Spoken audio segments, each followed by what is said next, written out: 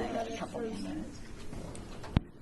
And didn't exactly fill this out wrong. I did it opposite. So. Okay. Last time I was holding it, and you could hear me moving and stuff like that. Okay, great. I will be happy to send this in. Good. November 3rd, I mean, I don't know how many shopping days left till Christmas. Nor do I want to know. Yes, Audrey, do you want me to just send it to? Yes, please. Melanie, will you be listing the board members who are present, I will. absent, and the guests? Thinking I could call a roll if I remember everybody. Karen Hardman, present. Arlene March. Here. Greg Johnson. Here. Janet Bowen. Here. Gloria Paulzine. Gloria actually called and said she was cold, so. Okay. So they're absent.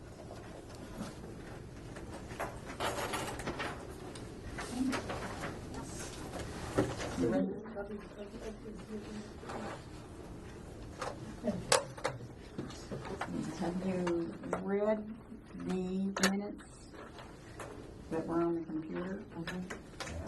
Yeah. So, do you see any additions or corrections?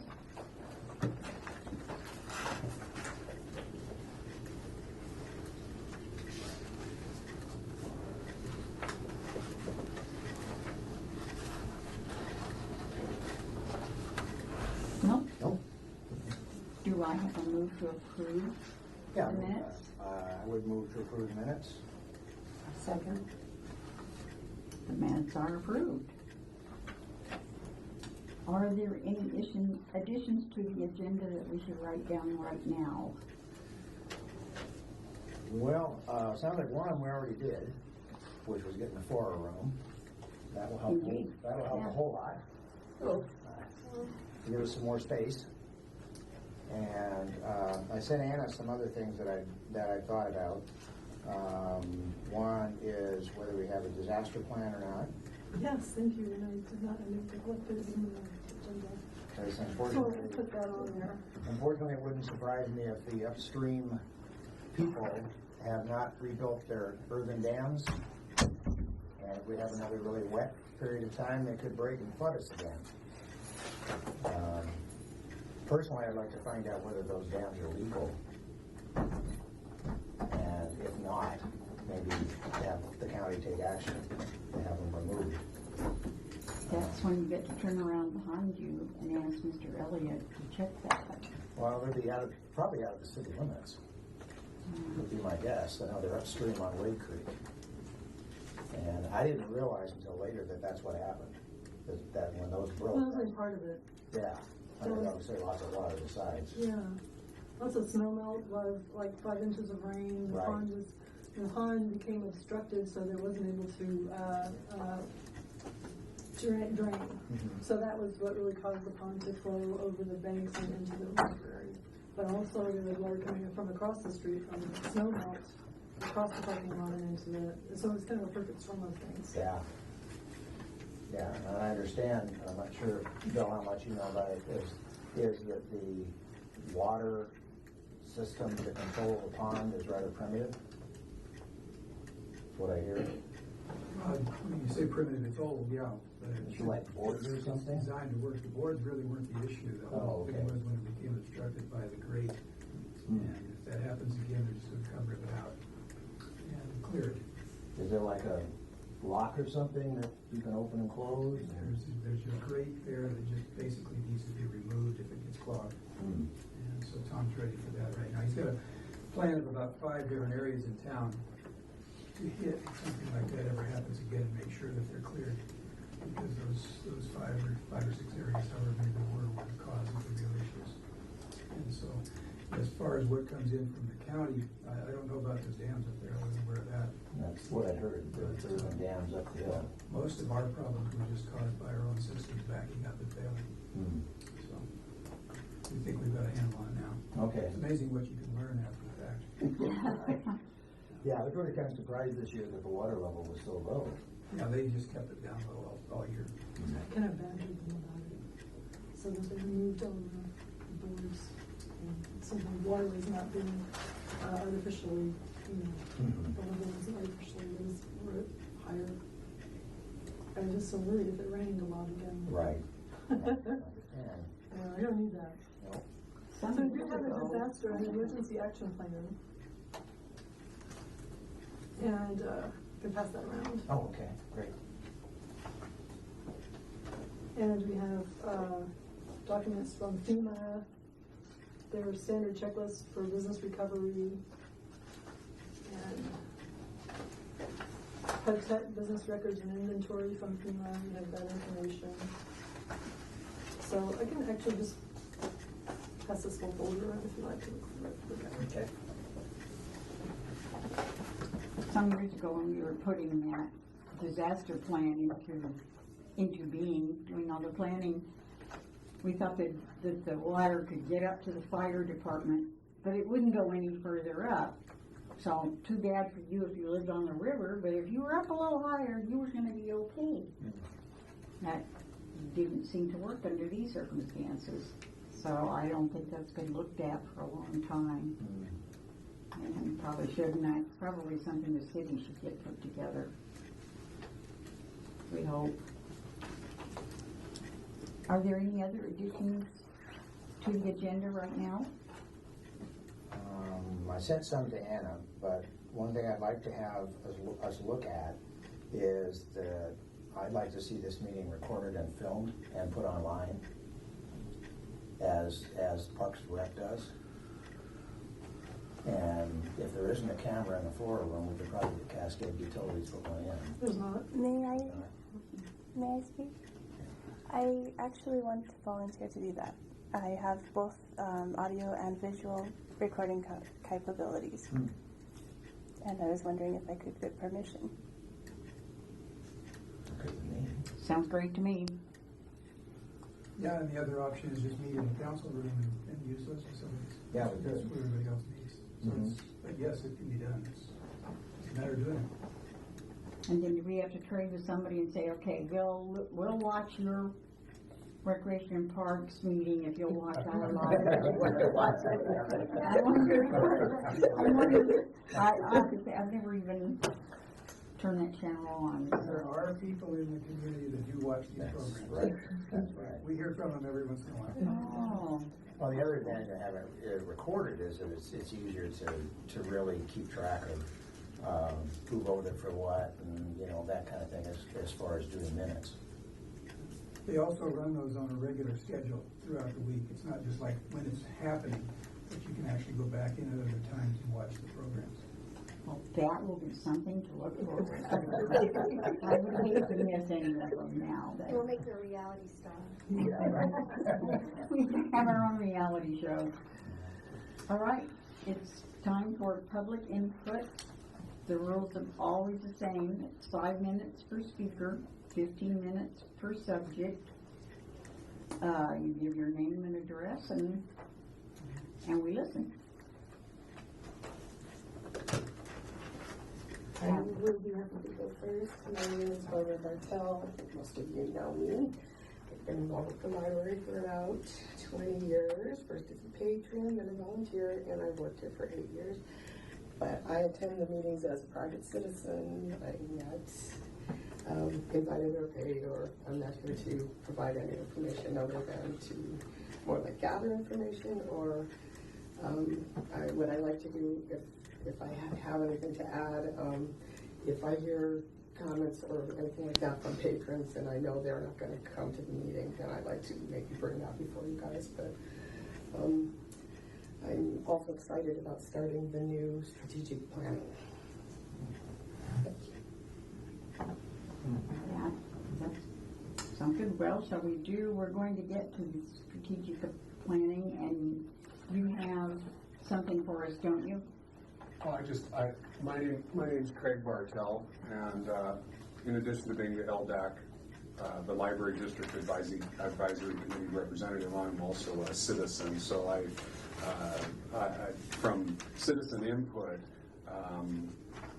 I know that neither Bill nor Anna were here when the flood occurred. I just wanted to clarify a few things. Number one, there was no snow.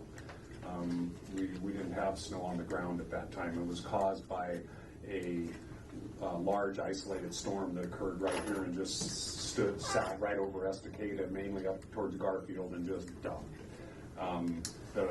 We had two. I was here the next morning. There was two things that actually led to the flooding of the library. The predominant event was the flooding of Wade Creek, and it just is not the channel that it's in just was overflowed to capacity, and the water actually came down Wade Street about 12 inches deep, and the first surge actually came through the front doors, and so it came in that way. Then the pond filled up, and the flood control on the lake out here was put in actually like that year or the year before, and what it constituted was a couple of concrete stem walls that were poured, and then it did have some big timbers that are stacked, and then there's a grate on top of that. The city, from what my understanding was that all of those timbers were in place, and none of them had been removed for the winter, which, I mean, nobody could foresee this happening. I'm not trying to point blame, just clarity. But the second part of the flooding was then at a certain point the water just came up so high that it actually started coming in the backside then too. So the library kind of got it from both sides, and you are correct. There was at least two agricultural ponds that were not permitted, was my understanding, where that either the earth dam on them failed or they just flat out came over the top. But I was under the impression that they actually failed, and that led to the big surge coming down Wade Street. So that's kind of what I know. And I also just for your information, I've also been involved in the library for a long time, and I was on the construction advisory board, so I was kind of involved in. I came into that a little bit late, but I was involved through the whole process of the actual construction of the library. I came in a little bit late on the design phase, if you will, But once it started, I was involved in that. Thank you. Thank you. Well, let's go to the library director's report, and we're going to be hearing from you again later, aren't we? A little bit, yes. I'll try to keep it brief. Okay. The back end there. Okay, if you take a look at your statistics, there's one number that really jumped out, and it was patrons registered. And I believe, thanks to Jenny taking applications to the schools, that patron registration has surged. Which they do one time. Which one? So it's 179 for October 2011. It's up 127% from October 2010. That was good. Some others, I don't really know about the numbers. They're slightly down, like Holdsfield, I'm not sure about. Checkouts, I'm not sure about. Ebook circulation. Now this is a number that was asked for at the last meeting to include, and they just started including it in the director's statistics that we receive monthly from the network. So that was great timing. Because otherwise I was going to have to work with George and try to figure this out through the director's station, which is the reporting module for our catalog. But that is up 31%, which is really good. We had 113 for October 11. People are asking more about it at the information desk all the time. We have brochures we hand out about it. And recently Kindles were added, so you can now use Kindles for the ebook downloads. So that's a really nice feature. So we changed our brochure to reflect that. Self-checks are up. People want to be able to just go. I've really noticed people do that. They run over to the hold shelf, pick up their items, and check them out and run off. This quick trip to the library. They're running short on time. I don't know why check-ins would be up 37%. I'm not sure about that. That's just materials brought back. Yeah, materials brought back. And public computer sessions are down 52%. I don't get that either. I wonder if the check-ins is because school started? Maybe people checked a bunch of stuff That's out a good during point, summer and yeah. then maybe brought it back. That's a good point, yeah, because I had a lot of stuff checked out over the summer reading program time. A lot of items were out. Do the public computer sessions involve the teaching of the woman who's volunteered and she hasn't been able They to do do not as include much? that, because she brings a laptop and uses her own laptop. And, well, soon, in fact, I talked to Harry today, and he's coming out tomorrow at Network, and so our laptops are ready, and they should be here tomorrow. So that's very exciting news. We're able to plug in our charging cart and get them all rolling pretty quickly. We have people signing up for classes all the time. So that's a good thing. With back there going to check out an audio book for the car, I noticed there was a sign up there that MP3 players, that Oregon City was going to do some kind of a workshop on that to teach people how to do it. Could we do that? Sure, yeah, we can do that. Do you think there would be attendance at something like that? Wait, it was Kindles. Westland did a Kindle workshop. Is that what you're talking about? No, it said MP3 player because. Why would you need a workshop on how to use it? I would. MP3 is just a CD. It's just a It'd CD. be a short workshop, I guess. I would. It's just a CD, Karen. But it has Still more would. memory. But you just put it in your CD player and push play. I'm not exactly sure how to do that. I have no. It's literally, an MP3 is literally, I mean, the ones that we have on the shelf, they're 12 discs. they're a downloadable It's MP3 one disc. things, but it's a disc. It doesn't play in some older players because it has more memory. It's bigger, right? It's just it's a slightly updated format of a CD. There you go, you finally touched on some truth. MP3 is a format of a file, that's all it is. Sure. It's not a disk. So it's not playing on some you need older. a more recent, you can use it on a more recent CD player, like more recent cars will play on their regular CD player. So if it's not playing, it's not you, it's your player. Well, I just plug it into that tower thing and I'm not too sure what to do after that. It's sad. It's sad. Fortunately, we Well, keep you know what, we printing could have books. a little fair, like I know that other An libraries electronic to do fair? that, right? And you know, we could have get a Kindle and whatever, you know, other. Westland did that a couple weeks ago. Yeah. They got every hour, like every 15 minutes, they did a Kindle, and then they did this one, and then they did that one. We could definitely do You that. have to buy those things. Yes. Yeah. That's what It sounds it's a little bit more. We can borrow too. We can borrow, that's what I was thinking. Yeah, we can borrow. I'll load my Kindle if somebody will teach me some unique ways to use it. Oh, great. Okay, we got a So, Kindle. right, so now you have two examples of people who do need some help. I have it. How long do you think it would take to get something like that organized? I think you'd have to talk to Michelle. Yeah, I think we have to talk to Michelle. Okay. Michelle is currently out on leave. Had some surgery. I'm going to pass the card down if you don't mind. It's an Earlene card. It's a lovely card. Oh, And, it is. Oh, my. So I thought we'd send her an Earlene card to cheer her up. Oh, great. I wanted to get everybody to sign it. Okay, well, back to the statistics then. Let's look at the statistics. So we're going to take a look at your expense and revenue ledger. Were we done with the registered patrons and Actually. Does anybody have any questions about anything? I got off track, I think. Are there more copies available? Oh, great. Thank you.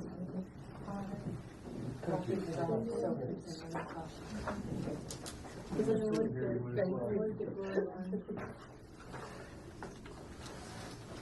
I'm glad to see that we have some There should be some on the table over there too. items added. Okay. Okay. Revenue.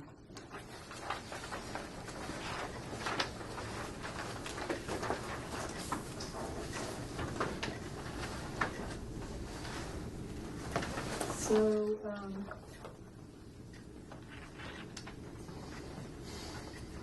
we've had the first quarter we're now at the start of the second quarter of the fiscal year. You can see that if you look at the expenses, the percentage of expended money so far is 19%. So I think we're doing okay. We really cut our costs a lot on various things as we could. Okay, so Another 1955.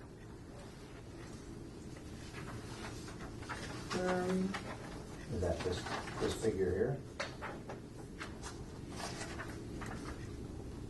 19.02. Oh. It is the very last one. The last page. It's Okay. on the right hand side. Okay.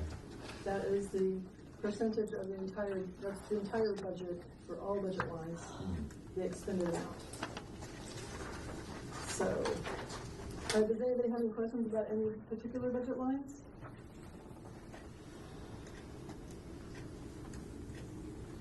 Well, not yet. I'm not Okay. through with Denise and talk with her a little bit about this. And the only thing I would draw everybody's attention to is you brought in 11,000 so far for the year, and you spent 173. So that's why we need that contingency at the beginning of the year to keep everything afloat down here. Definitely. It'll continue to rise Definitely. until we get probably into January, when I think you get your first tax payment. Yeah, so our beginning cash balance was only 200, well, it was better than before. We had a little, we're raising it incrementally. Yeah. So we're 245,000 to start with. We're still in good shape. We're still in good shape, but, you know, we're going to run out of money before we get our money in January, I know we are. So, Yeah, it's an odd budget cycle. it is extremely odd. Yeah, odd. Did we just not think of this when you were putting the library district up for a vote? Or did it just somehow happen that way? Well, the fiscal year is set by state law, so there's nothing you can do about it. But But the way the taxes are, Yeah. the taxes are not. They come in 6 months in advance, 6 months ahead. Would it be possible at some point for the city to actually explain how the budget, I don't want to take up any time here, but I have tried to make sense of this budget and the contingency part of it, and it just confuses me, and it has nothing to do, I understand that we have offset fiscal years, I understand that part, that doesn't confuse me, but there are things in here that just kind of either baffle me or astound me, and I just wondered if we could at some point have a meeting for clarification for all concerned. Bill, could we meet perhaps a half an hour early before our next meeting, or set up a meeting at some time with you and Anna, so that everything can be. And then Schedule a half-hour work session before your next meeting or something, and we can sit down. Yeah, because it's All right. Denise are very good about explaining this. That'd be great. She's got to do it for me various times. it's clear as mud. Yeah. I don't. All the budgeting stuff is always quite opaque. Okay, so will our next meeting begin, I guess at 4:30 Okay. next time, so if we can go Fabulous, thank you. into some more depth with this as the only item to be discussed at that half an hour. Programming updates. We would like, Jenny, you want to? Well, it's only been 2 weeks since this one left. I know, so the short report. Story time is going great, and we had 75 second and third graders come through the library what day was it? Thursday? Were you here? Last week, they came for a little visit, and we made library card necklaces, which was taking the little tag part of your library card and stringing it on a bead necklace. Were And then they we had- here all at one time? They were here in 3 Okay. shifts. There were three All at shifts one of that. time was kind of scary. And then we did a little tour of the library, and it was very loud. Although I didn't tell them they don't have to whisper, they just have to speak in their normal talking voices. But when there are 25 people excited finding books, but it was great. It was good. Okay. Good time. Oh, and the mushroom program was last week, and The woman who did it said that they had 200 plus people here. Really? Just crazy, and they're very excited. They're gonna And no parking. Exactly. Yeah, you have to like, where are people supposed to park? That's true. Even over at the park. Yeah, even there, that's not the thing. You have to take the bus in. But I mean, it was. You were there, right? Did you go for this? I hung artwork and then I left before it started. Yeah, it was full house, and I think it's definitely going to be a Estacada tradition. I think so. Yeah, they said that my son on mushroom club and I should meet more often. That's really fun. And people had some really fun artwork. It was really Yeah, it was fun artwork. something that was really inclusive, included everyone to, come in and, put up a piece of mushroom art. Well, that might be the great start of having a mushroom group here, if there are that many people locally and use the floor room for it. We all go to that first thing. Who wants to arrange the first meeting, wherein you'll appoint somebody who's absent as president? Let's appoint Gloria.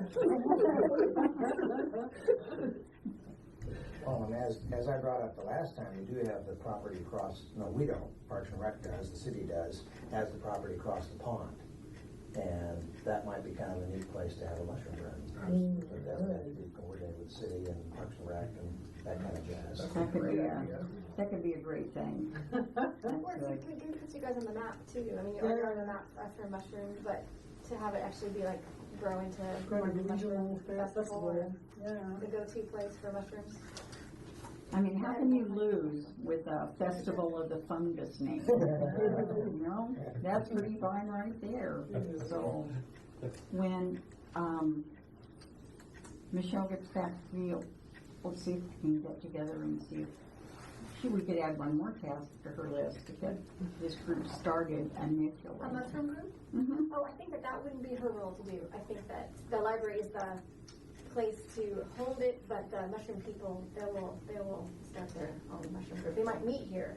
Yeah. So I think Yeah, that they would be pretty much on her. run their own programs. Yeah, I think Nolene is She's on it. So. There's somebody who's already done with it. That's great. As I say, it would put us on the map for more than one thing. I went to the farmers market in Portland, and they had a company from Estacada selling mushrooms, and they had truffles. Lovely. Yeah. Did you notice the card? Was it from the person at Springwater? I'm sorry, I don't remember the name of the company. Yeah. It's horrible. I don't. Springwater, that sounds familiar though. Yeah, kind of big. I don't think he does too much retail, more wholesale. But anyway, it would be fun, I think, to have one more thing, and you can keep doing the art for the Festival of the Fungus or lead. And it's kind of a segue. Something I just learned about is, Bill, on whether there's any idea on next door. I found out that there's been discussion about the property next door. Nothing. That was New. that was part of the long range strategic plan, was to acquire that property, and what happened. We kind of talked about this at the strategic planning meeting, so I'll be brief. But the original intent was to have more parking on the end of this building, and that didn't happen because the fire department needed a full easement to be able to get their fire trucks around that side of the building to fight a fire. But the intent has always been to expand the library when it's time out that way and to acquire that property. The linchpin has been that the property owner realized that that the library desired the property, and so they've set the price rather high. Is the opinion, I just think though that you deal with that reality and you start fundraising, and that's one of the things that we definitely need to move on in the strategic long-range plan, is to start raising funds, or at least looking at how that can be accomplished. And we can start discussing that after the maintenance provision and get going with getting set with a strategic planning group. Right. Yep. The other piece I'd like to add with that is the pathways between the schools and here, that you've got no pathway, you've got gravel, you've got pavement, you've got this menagerie of things in between the schools and the library. It'd be really nice to have a nice solid path all the way over and back and forth. That's a really good idea. Maybe even a crosswalk That's a possibly. place for a lot of partnership, and it can be part of making the library more accessible to seniors and to students. And a lot of people don't let their kids walk here from school, and it's it's really bad if you can't walk. And with the skate park, volleyball, and a lot more foot traffic and from the school and so forth. That project has actually come up as a project for the leadership group to do. The Ford Family Foundation has a leadership program going on in Estacada right now. And there's 25 of us, and we're looking for a project to do. We have a grant of $5,000, and then we're supposed to come up with money from the city, somehow, some kind of funding to help it out to build something. So one of the suggestions, we had to come up with like 50. So one of the suggestions was more paved sidewalks around this area. So that may tie in well all several different strands. Could come in together. Yeah. And we'd like to get enough of it going along so that when city budget time comes, we can say, you need to be putting some money aside for this because we want sidewalks. Yeah, and I wonder if there's any other groups in town that might be interested in pitching in, Well, the homes, Grace House, establishments, whatever they're called, those places. I mean, it seems like something that a lot of people can get behind because it makes everything more accessible. And I'd like to add that the NIR network with a Ford leadership program too. Yes, we have 3 people from the library that are doing that. Eric got accepted too, but he got other jobs. It's a wonderful thing that encourages volunteerism in your community. Definitely. Yes. Absolutely. It's been really good for the different groups in Estacada getting to know each other and what they're more about, rather than just hearing about them. Yes, that sounds good. Because there are members from all of those groups pretty much in this group. Okay. Even high school. Maintenance. It takes provisions. I'm working on it. Let's just say that I'm working on it. I contacted Tom Steele today with Public Works to see if he can help us with the outside maintenance of the building, because we don't really have a vendor for that yet. I mean, we have vendors for other things. We have the HVAC guys, and the landscaping guys that help us with other. They help us with more than just landscaping. They keep an eye on our sprinkler system and that sort of thing, and help us with that. But yeah, I just want to make sure that the whole building is covered. So I've been going through this guide to library building maintenance. I think I showed you this before, and we're working with it. And Michael Borgo has very generously offered to help us with his time also. So we're going to be getting something together as more of a definite plan on that. We're going to have also. I realized that the new, one of the reasons why they're so much cheaper, the new janitorial services didn't have a plan to mop our major areas. I mean, not mop, clean the carpets, like deep clean the carpets. So we got an estimate from them. They're going to be doing that several times a year. So Did that bring them right back up to the other person's bid? No, it didn't. Happily, yes. They are very much cheaper. Yeah, and they're good. They're very nice, very approachable. Maximo is the main guy who comes, and they're very dependable. I think so far they're very dependable. Okay. Next item: strategic planning. Yes, I wanted to let you know about this OLA website. Actually, this is Jenny's suggestion. They have on the OLA website, which is the Oregon Library Association, have articles on service that you probably will get a lot out of if you want to take a look there. And I will come up with some more articles. I actually attended a week-long program in Cleveland on strategic planning done by the Public Library Association. So I have a lot of material from that, and I'll be happy to start bringing those in at the next meeting, so we can really hop on that. Or at our next meeting, then, should we get up some kind of an outline of how many people we'd like to have on that committee and how to There go was about 11 last time. requesting and Yeah. okay. That And sounds then and then make it available to whomever applies, and maybe make up a good application for people to have to. I can do that. I think sometimes with student planning that the goal is to try to intentionally choose people from different segments Yes. of the population and possibly scanning the whole Yes. population first before deciding how many people should be on the committee. And there are lots of books that we could get about the entire process from start to finish that could maybe help us take steps. Definitely, I know ALA has some, so we can order some of those. I just want to make sure that that 11, if it ends up that 11 is the magic number, that it's representative of the diversity of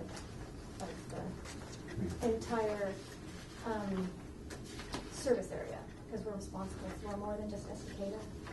And we want to make sure that we have voices from our entire user district so that we can hopefully be turning non-library users into library users, or at least finding out why they aren't using the library, if they're using another one because it's closer or whatever. But we did that before, so I'm sure that we'll do that this time too. Any other comments from the board about that? Well, I know. Well, I think last time I brought up, I would like to see a move to try to see how much cooperation or participation we can get from the school district, from the grade schools and so forth, whether we can enhance that relationship between the library and like the grade school and that kind of thing. Maybe coordinate programs of interest or something like that. You know, because their resources are diminishing, and it would be nice to have them use our resources, the library's resource, you know, in different programs or history or whatever. Makes readers for the future too. Right. Yes. Right. And people who really don't even know how to use these MP3s that they Right. Right. People get in my car and they plug the iPod in and go, yeah? The other thing is you have to be kind of careful about that, because in the libraries, I mean, the schools kind of want to seed stuff to the libraries. They want to have libraries provide the materials that should be in their libraries, because their budgets are so lean these days. We can't really, you know, we can use that. What we're supposed to be doing is really supplementing, you know, and providing additional types of materials that the kids learn how to use and that sort of thing, rather than replacing school libraries. So, yes. yeah, that's a bit of a danger. Yeah, that's why it's a coordinated effort of some sort. Definitely. Their resources and the library's resources, or, you know, like if you want to do a program on, say, like jazz, God, his name just went right out of my head. Ken Burns? Yes, Ken Burns. And, you know, to get kids interested in jazz, what material, CDs and that kind of thing, or DVDs that the library might have, that the school may not, you know, that kind of thing, to get them aware of that section of music and history and so forth. It could be a great component of the strategic plan. Absolutely. That would certainly go a long way towards community goodwill, I would think, if you plug into the school. And I think Jenny's done a fabulous job with the schools. She really. I'm just studying. There's a lot to do, but. Oh, that's true. There is a lot to do. But it totally seems appropriate as, I mean, it's definitely someone who has a stake in the library, the school, so it seems to me that that would make sense. That would be one of the people that you want, a teacher or someone from the school district on your strategic plan. Oh, yes. Probably hook some live groups too. It could be fun. April did. New business, new meeting location. Yeah, we were getting a little tight for the small community room. So I've booked the floor room for next year, basically, for the board meetings. So we'll be able to spread out a little bit. That's all I have about that, really. Good. And I was about to come ripping in here and realized the room was in use with somebody else. Yes. Oh my gosh. Yeah, this room gets used quite a bit too, yeah. The library's used quite a bit. Okay. LDAC meeting. Yes, coming up. Looking for the date. The Library District Advisory Committee was mandated by the intergovernmental agreement that was reached after we all voted, 63% of us voted to form the library district. That was the county-wide vote. So they also formed this district advisory committee, and each library has a representative that attends. The next meeting is next week on the 10th. It's at 5:30, and it's held at the district headquarters, which is down on McLaughlin. And if anybody, it's an open meeting, and if anybody would like to attend, you're more than welcome. Basically, we are working on. I've been the representative for the last 3 years. The first representative, obviously, but we've been working on the annexation of Damascus, because they initially opted out. Their city council said, we don't want to be in, our citizens don't need library, and then that created an uproar, and so then they had another vote, and they had an actual citizen vote, and the citizens said, yes, we want to belong. So they are now in, and then the other issue was what we call the Clacketons, which are Tualatin, yes, the Clacketons, they are the Tualatin city residents who actually live in Clackamas County, because Tualatin straddles Washington and Clackamas counties, and so again, their city council said, well, you can just use the Tualatin library. Well, what that did is it cut them out of being able to use either any other Washington County library, because they're a Clackamas County resident, or any other Clackamas County library, period. And in reality, most of the Clacketons use West Lynn, Lake Oswego, or Wilsonville, and so they were unhappy about that, and so they voted to join as well, although Tualatin is a non-voting member of the committee, because there's only about 1,500 Clacketons or so. So we've been dealing with boundary issues and annexations, and then the other thing we deal with is seeing to it that the money that is allocated is being spent appropriately and in accordance with the intent of the IGA, which is to meet the OLA standards, and such as we've been dealing with they call it transfers and allocated costs, and that would be the costs associated with running that library that the city accrues. So here in Estacada, Estacada has been very kind in this regard. They only, I believe the figure that I was told was about $13,500, something like that, a year goes to write the payroll checks for the library. It's 20,000. It's 20? Mm-hmm. Okay. Well. Yes, compared to other libraries, especially Canby, yes. Canby, they took 25 or 30% of their total budget and just said, this is ours, thank you. There is a internal services service transfers page that you have. Canby, they're taking $221,000 of their budget for their internal transfer. Yeah, their estimated revenue from the district is $740,000. So, yeah, it's a huge chunk. And Penny Hummel, the library director, was saying, well, what if I just am not able to order any materials, and then she would fall short of OLA standards, which means she could endanger her district funding. So. Right, so trying up to OLA standards, and it's just been interesting. Go ahead. Well, that's something I'm just not getting my head around is we have our own district here, right? Okay. So then Canby has their own? Yep. So that's their own little tax base.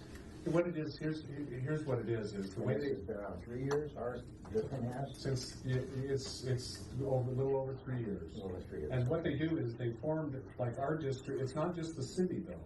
it also includes, Right, on our and they try to,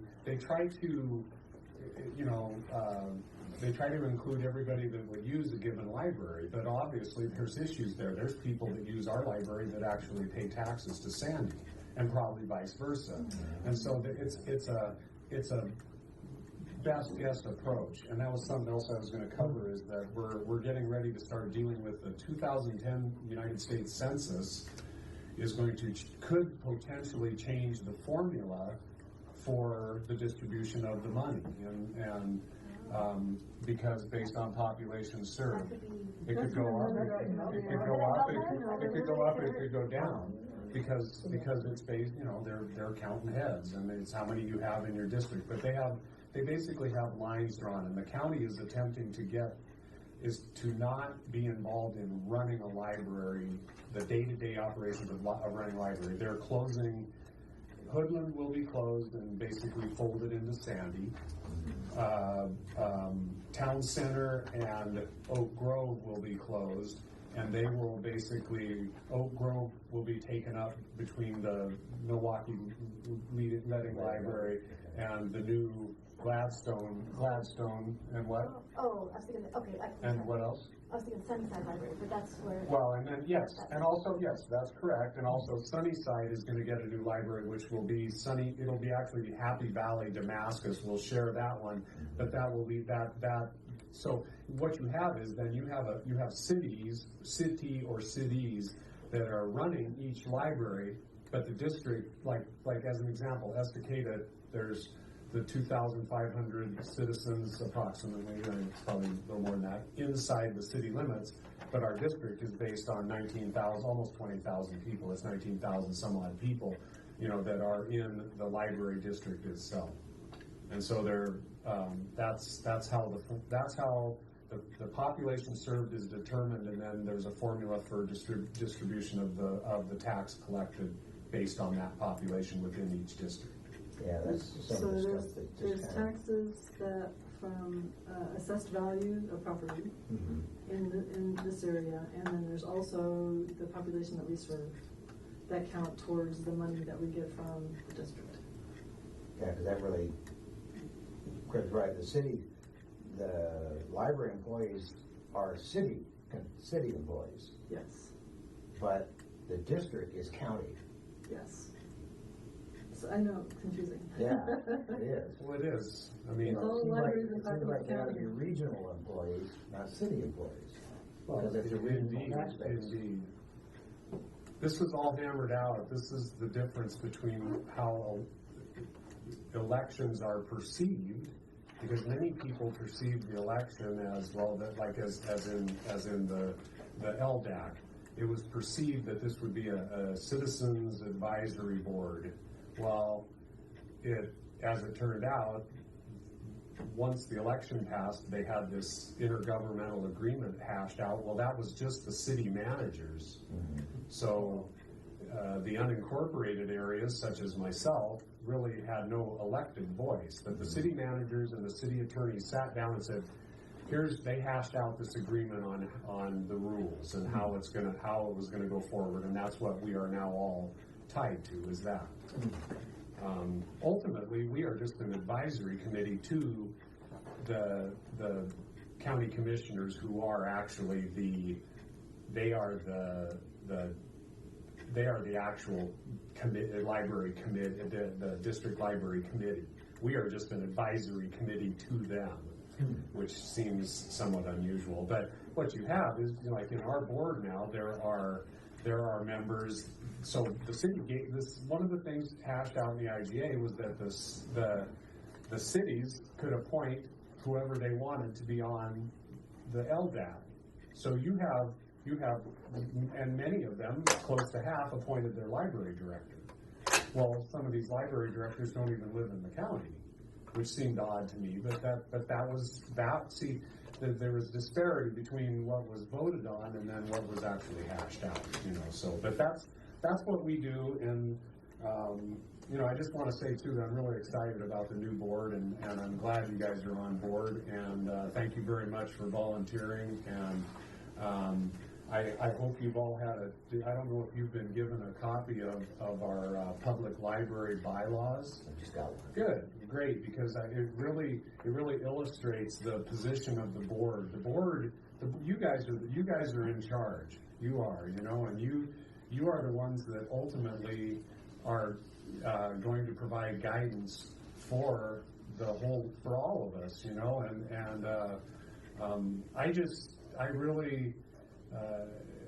the way Estacada works, and like if you look at the process of building this library, the architects had everybody come in and they said, they put up marker boards. What do you like about the library?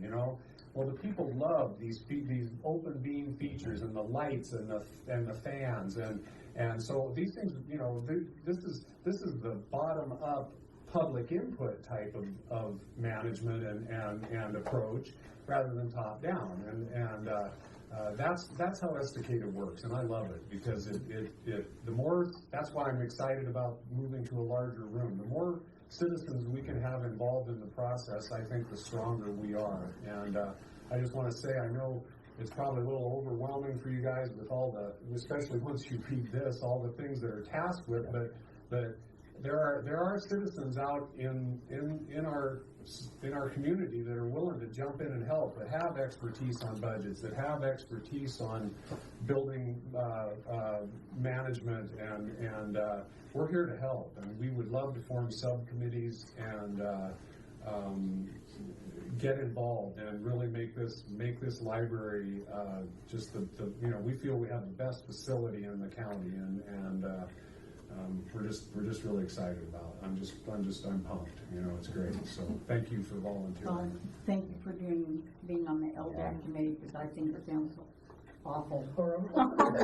Yeah, it's been a little dry. I'm just going, oh, the pain. Okay, at this point, if there's any further public comment, and then I'll take comments from the board, and then we'll adjourn. So, is there any other public input? You state your name, address, 5 minutes per subject, 5 minutes per speaker, and 15 minutes per subject. I would like to call your attention to this page of the LDAC. Okay. It's the Library District Progress Report. When you look at Estacada, our population was listed as 19,652.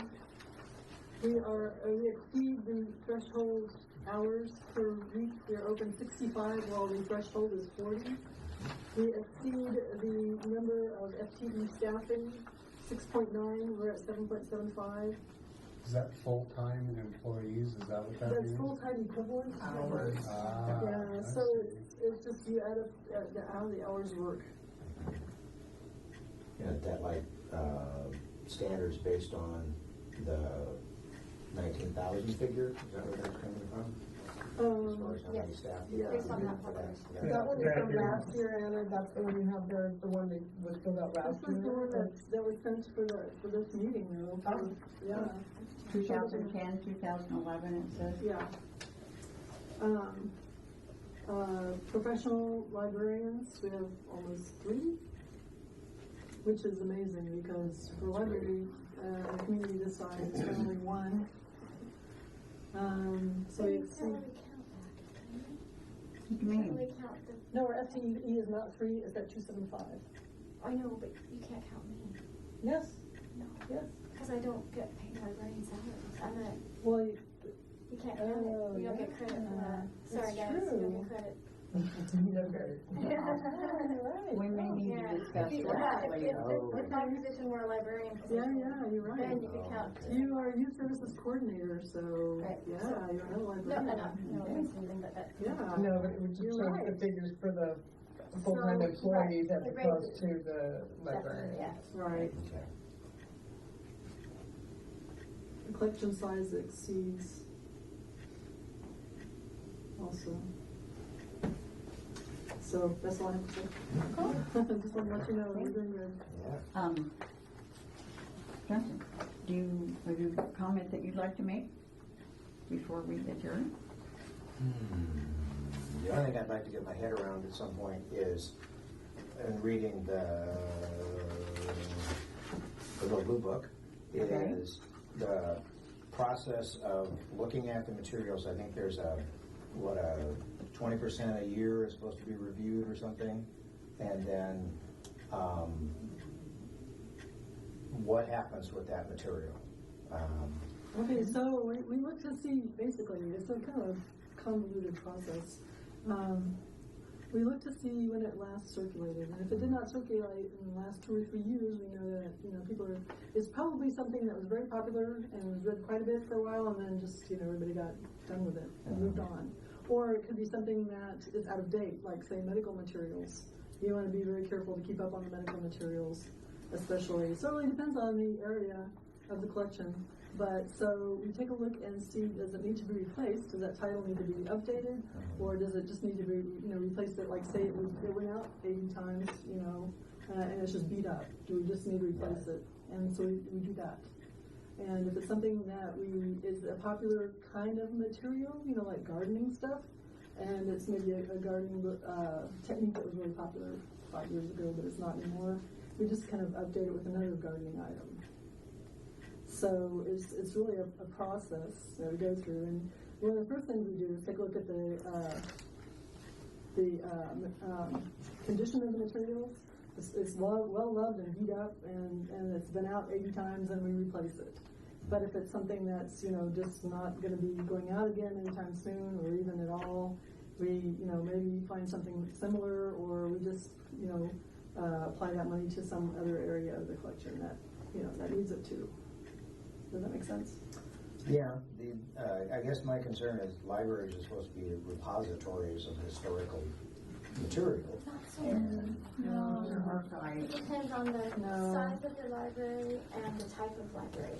That's one role that libraries can take on, but it's not the primary role for most libraries. Libraries need to stay relevant to what their patrons want. It's a dynamic as opposed to having moldy old or dusty old stuff that never goes out just because everybody thinks it's a classic. We try. That's another balance that we try to keep. We want people to have access to classics and that sort of thing. Right. But we also want to keep the material relevant to what people want. And there is the book nook, and there are interlibrary loans. If you took me forever to get this one, Heart of Darkness. I'm glad it did.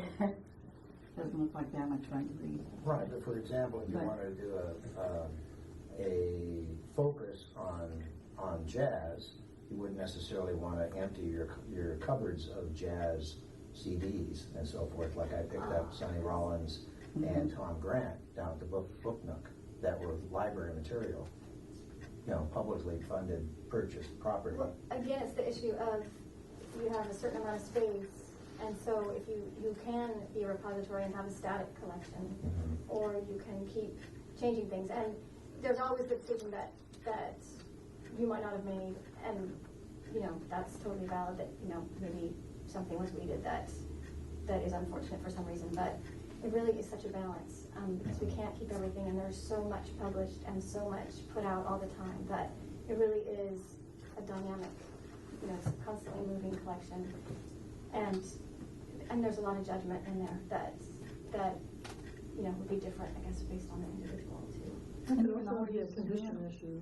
Right. Maybe it was loved too well and some time to move on to different place. Yes, so you can always come down and buy that for 50 cents. You are aware through the foundation, the money that the foundation gets out of the book is recycled back to the library. It's not like we just give that to Linda and she just sells it. Completely recycled back to the library, but we are one of its beneficiaries, which is why we're going to talk at some point soon, I hope, about forming a Friends of the Library or a literary guild. But Erlene, your card is so beautiful. Do we need to be here for the budget meeting at 4:30? No, if you're not deeply fascinated by it. But you have to bring the refreshments in. Which doesn't happen, nobody listens. Janet? No, I think. Can't have to tell you they're well loved by staff, for sure. Okay, that's fine. So, there being no further business, we stand adjourned.